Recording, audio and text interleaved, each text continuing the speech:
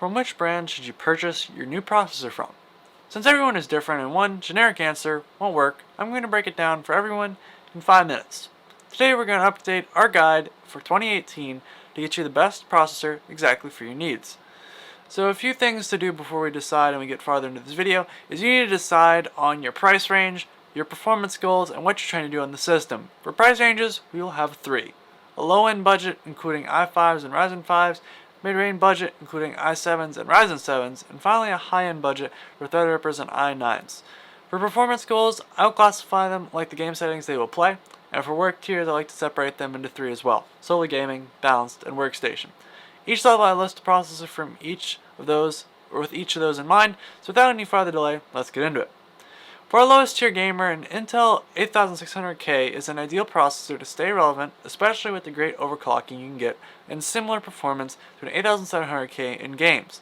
This is the ideal processor just for gaming, and I wouldn't recommend spending any more money at that if that's all you're going to be doing, which is gaming. Our balanced option is from AMD, and especially if you want to consider any streaming and the best for workstations at this level, this is where I recommend a Ryzen 5 first or second generation. These processors are great for gaming and streaming simultaneously, and video editing at 1080p here is very fun and enjoyable. Next up we have where things start to get a little interesting. With more focus to gaming rather than streaming, the Intel 8700K wins out by far as the best for gaming. It also can handle video editing very well and can push 4K without any problems. As for AMD, the 2700X is for those who are more leaning towards the workstation computer. Also, the 2700X is around $40 cheaper and includes an RGB LED cooler, which provides even more cost savings. For our premier workstation grade, we will take a look at the Ryzen Threadripper 1920X, which falls under the $500 mark, especially with the impending release of some possible new processors. This processor has 12 cores and boosts up to 4 GHz, and this packs a substantial price to performance punch and a considerable workstation CPU to dive into 4K editing. The high-end market opens up a wider range of options, starting off with AMD's Ryzen 1950X on the lowest option while still maintaining sufficient clock speeds for gaming. That makes the Threadripper the best for workstation and the lowest section of the market. From Intel, we have processors double the price for 2 more cores, i9s. The best deal at this point, regardless, appears to be from AMD, who also support the current socket, who will also be supporting the TR4 socket, which is the socket the Threadripper's on, until 2020. The i9 is almost a year old, and hopefully, with the impending release of a new high-end desktop lineup from both AMD and Intel, I suspect more options to be in the future, and I'd recommend you doing a little bit more research in this area.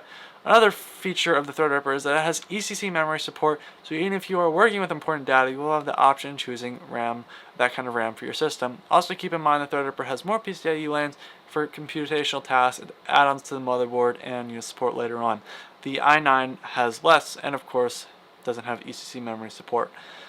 Anyone needing to spend more and get more performance is best off going with the server market, which includes Xeon and EPYC processors. These are really only workstation processors. Another thing to note is only a select few processors turbo up to the gaming level clock speeds. Without this, games FPS will stutter greatly. So if you're looking at doing any gaming at this level, I recommend going back down to the previous tier. The only group here is just for solely workstation users. Not to mention at this level, things do get very pricey very quickly, though the power for workstation tasks also get very large. So this is mostly for people who will be, willing to spend a little bit more on their workstation and give up pretty much all of the gaming. So this is suitable for most people this isn't suitable for most people, but it's kind of unbalanced for most situations. So to answer the question in a sentence, Intel is better just for gaming, and AMD is better for workstations. Well, not really Intel just for gaming. Rather, Intel is just more focused on gaming, and AMD, well, they're more focused on their workstation tasks. So, to decide for you, it's best to just sit down and figure out what you're kind of more focused around. For me, a while back when I was picking out this system back here, I chose AMD just because of the more core count, because I do more video editing. Doesn't mean I still don't play games. I play games a lot. My brother has an Intel CPU 8700K, and he does a little bit of video editing, but plays more games, and that's perfectly fine. You just got to figure out what's kind of more important to you. So thank you very much for watching this far in the video, and if you enjoyed, please like the video as it tells me if my audience enjoyed the video. Also make sure to join my Discord down in the description for tech, help, and talk with me and more. As always, thank you very much for watching, and of course, let me know in the comments if there's a video you want to see, and of course, as I said, thank you for watching, goodbye.